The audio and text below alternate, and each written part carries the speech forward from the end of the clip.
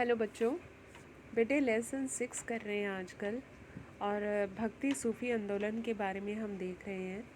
तो आज हम जो टॉपिक आजकल कर रहे हैं दैट इज़ सूफ़ी संतों के बारे में, सूफ़ी आंदोलन के बारे में पढ़ रहे हैं। तो आज हम 2 सूफ़ी संतों के बारे में पढ़ेंगे। एक थे शेख निज़ामुद्दीन औलिया और दूसरे थे शेख मोइनुद्दीन चिश्ती। तो सबसे पहले हम स्टार्ट करते हैं। हम बताएंगे कि 12th सेंचुरी में भारत में आने वाले सूफ़ी समुदायों में चिश्ती जो थे वो सबसे अधिक प्रभावशाली थे। यानी बहुत सारे सूफ़ी संत आए थे, लेकिन उनमें जो चिश्ती समुदाय के लोग थे उन्होंने लोगों को काफ़ी ज़्यादा इम्प्रेस किया या अट्रैक्ट किया, ऐसे कह लो। उनकी पॉपुलैरिटी के क्या रीज़न थे? सबसे पहले तो उन्होंने यहाँ अपने आप को, जो यहाँ का लोकल इन्वायरमेंट था यानी इंडिया का जो इन्वायरमेंट था, उसके अकॉर्डिंग उन्होंने अपने आप को यहाँ पर ढाल लिया था। उन्होंने यहाँ के जो रिचुअल्स थी, परंपराएं थी, ट्रेडिशंस थी, उन्होंने उसके अकॉर्डिंग अपने आप को ढाल लिया था। सेकंड, आप बताओगे कि उन्होंने जो भक्ति परंपरा थी उसकी भी उन्होंने बहुत सारे विशेषताओं को, उनकी बहुत सारे फीचर्स को इन्होंने अडॉप्ट किया था। अब हम देखते हैं कि जो चिश्ती खानकाहा का जीवन कैसा था। बेटे, इन सूफ़ी संतों ने अपने खानकाहा इस्टेब्लिश किए थे। खानकाहा का मतलब जस्ट लाइक आश्रम होता है, जैसे हम हिंदूज़ में आश्रम होते हैं, ऐसे ही जो है इन सूफ़ी संतों में जो है खानकाहा होते हैं। तो हम बताएंगे कि शेख जो निज़ामुद्दीन औलिया थे उनकी खानकाहा जो है वो दिल्ली में थी। दिल्ली में यमुना नदी के पास ग्यासपुर में जो थी उनकी खानकाहा थी। इसमें बहुत सारे छोटे बड़े कमरे थे और एक बहुत बड़ा हॉल था जहाँ पर अतिथि रहते थे कमरों में, और यहाँ पर आकर वर्शिप किया करते थे, उपासना करते थे। यहाँ रहने वालों में कौन कौन लोग यहाँ पर आकर रहते थे? एक तो शेख की खुद की फैमिली थी, शेख निज़ामुद्दीन औलिया का अपना परिवार था, उनके जो सर्वेंट्स थे और उनके जो फॉलोअर्स थे यानी उनके जो अनुयायी थे। शेख जो थे एक वो छोटे से कमरे में छत पर रहते थे और यहाँ पर वे जो सुबह शाम गेस्ट आते थे, जो उनसे मिलने आते थे, उनसे मिला करते थे। और जो खानकाहा का जो आंगन था वो एक ऊंची ऊंची दीवारों से घिरा हुआ था, ठीक है। और कहते हैं कि एक बार मंगोलों ने दिल्ली पर जब अटैक किया था तो आसपास के लोगों ने इसी खानकाहा में जो थी वो शरण ली थी। फिर इसके बाद हम बताएंगे कि यहाँ पर एक सामुदायिक रसोई थी जो कि हर टाइम, जहाँ पर लंगर जो था सुबह शाम चला करता था और सभी कास्ट के लोग यहाँ पर जो थे आते थे और ताबीज़ लेने के लिए आते थे, शेख निज़ामुद्दीन औलिया से मिलने के लिए आते थे। तो हम एग्ज़ाम्पल देंगे जैसे कि अमीर हसन सिजजी, अमीर खुसरो जो कि बहुत बड़े राइटर हुए हैं, जियाउद्दीन बन्नी जो कि एक बहुत बड़े हिस्टोरियन हुए हैं, वो इनको मिलने आया करते थे। और इन्होंने शेख निज़ामुद्दीन औलिया के बारे में काफ़ी कुछ लिखा है उनकी प्रेस में। सॉरी। शेख निज़ामुद्दीन औलिया ने जो था अपने कई वारिसों को जो था, मतलब उन्होंने कई अपने जो उनके रिप्रेजेंटेटिव थे उनको अपॉइंट किया था, उनके जो सक्सेसर थे उनको अपॉइंट किया था और उन्होंने भारत के डिफरेंट पार्ट्स में जो था उनको भेजा था और उन्होंने भारत के अलग अलग हिस्सों में खानकाहा जो थी वो स्थापित की थी। और जिस कारण जो था सॉरी, चिश्तियों के जो उपदेश थे और शेख निज़ामुद्दीन की जो पॉपुलैरिटी थी वो भारत के चारों ओर जो थी वो फैल गई थी। इसके बाद हम देखेंगे कि जो चिश्ती उपासना होती है उससे जुड़ी कौन कौन सी प्रैक्टिसेस होती हैं, मतलब उन्होंने कौन कौन से रिचुअल्स फॉलो करते हैं। तो सबसे पहले हम बताएंगे कि इनमें जो है, मैंने कल भी बताया था कि म्यूज़िक और डांस, इसके द्वारा जो है ये ईश्वर की उपासना करते हैं। म्यूज़िक जो है स्पिरिचुअल म्यूज़िक होता है जिसमें ये कवालियाँ गाते हैं और उसमें उस खुदा की जो है वो प्रेज़ की जाती है। और नाच के द्वारा जो है ये ईश्वर की उपासना करते हैं। ठीक है, तो इसके बाद बताएंगे कि इनमें लंगर चलाए जाते हैं जिसमें सभी वर्गों के लोग जो हैं वो भाग लेते हैं।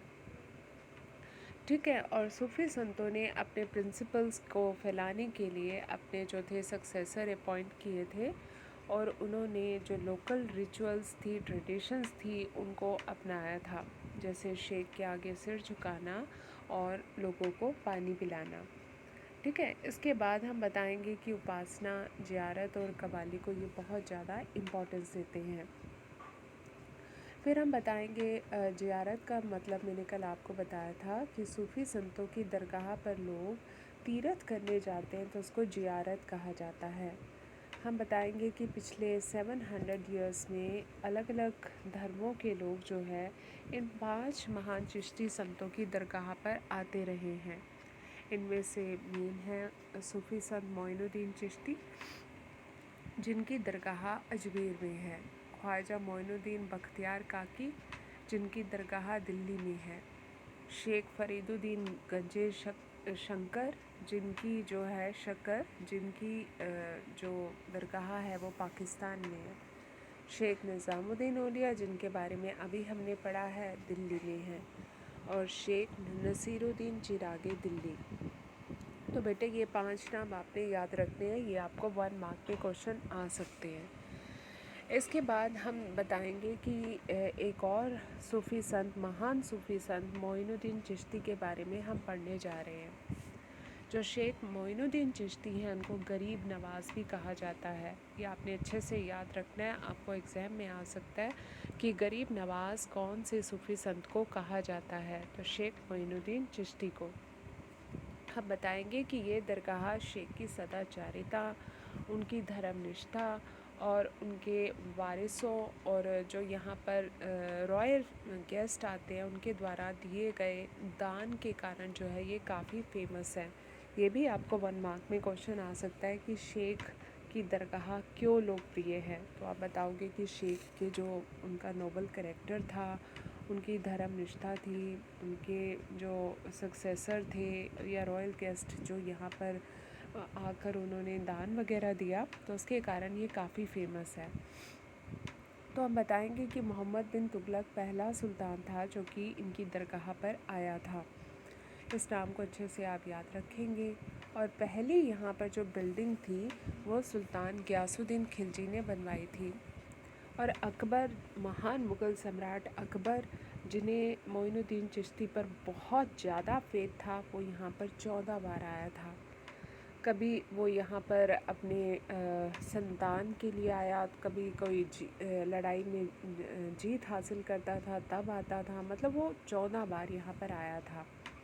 और वो हर यात्रा पर यहाँ पर काफ़ी दान वगैरह दिया करते थे, डोनेट किया करते थे, जिसका वर्णन हमें जो है यहाँ के जो रॉयल रिकॉर्ड्स हैं उसमें दर्ज है।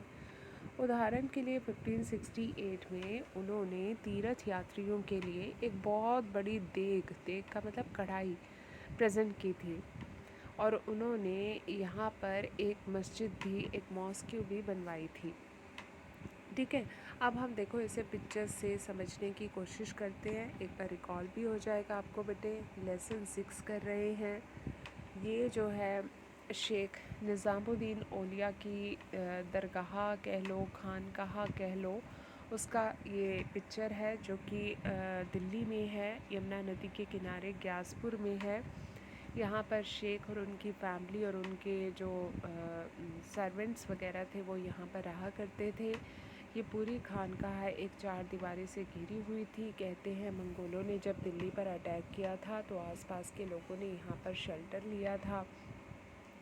फिर आप बताएंगे कि शेख निज़ामुद्दीन औलिया से जो था मिलने दिन रात लोग आया करते थे। उसमें जियाउद्दीन बन्नी, अमीर खुसरो का नाम आप लोगे।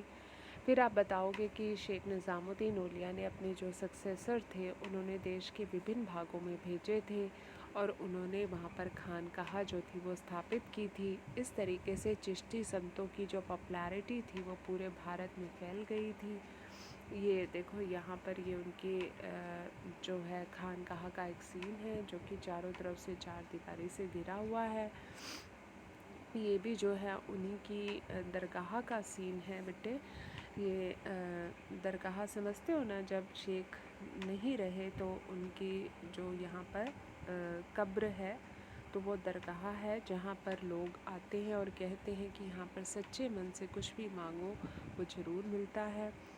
तो ये आपको मैं बता रही हूँ कि जो ये दरगाह होती हैं वहाँ पर ये लोग कव्वालियाँ गाते हैं, जैसे टेम्पल्स में भजन और गुरुद्वारों में शबद गाए जाते हैं, तो ये दरगाह में कव्वालियाँ गाई जाती हैं जिसको हम संगीत की महफ़िल कहते हैं।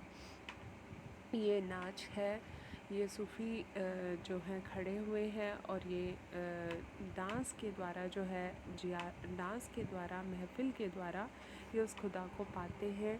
ये देखो, ये इनका डांस करने का एक तरीका है जिसमें ये मस्त होकर उस खुदा के याद में जो है वो नाचते हैं। ये हम शेख मोइनुद्दीन चिश्ती हैं जिनकी दरगाह जो है अजमेर में है, और आज अजमेर को बड़े रिस्पेक्टफुली इस दरगाह के कारण अजमेर साहिब कहा जाता है। शेख मोइनुद्दीन चिश्ती को गरीब नवाज़ भी कहा जाता है। ये जो है उनकी दरगाह का सीन है, अजमेर साहिब का है, ठीक है। ये राजस्थान में है। ये भी देखो उन्हीं की दरगाह है। यहाँ पर भी दूर दूर से लोग, इवन फॉरेन कंट्री से लोग जो है यहाँ पर आया करते हैं। यहाँ पर भी कहते हैं सच्चे मन से कुछ भी मांगो वो ज़रूर मिलता है। ये उनकी दरगाह का सीन है। ये भी देखो अजमेर साहिब की दरगाह है। ये अकबर ने जो कढ़ाई प्रेजेंट की थी 1568 में, देग प्रेजेंट की थी लोगों के लिए। ये देखो, इसे डिटेल में आप देखो कितना क्लियर नज़र आ रहा है और कितनी बड़ी देग है। ऐसे लग रहा है जैसे कोई एक कुआं है ना। तो यहाँ पर खाना पकाने के लिए उसने ये देग जो थी वो प्रेजेंट की थी, ठीक है। तो आई होप बेटे आपको ये टॉपिक अच्छे से समझ में आ गया होगा। इसे पढ़ेंगे और समझेंगे बेटे। Thank you.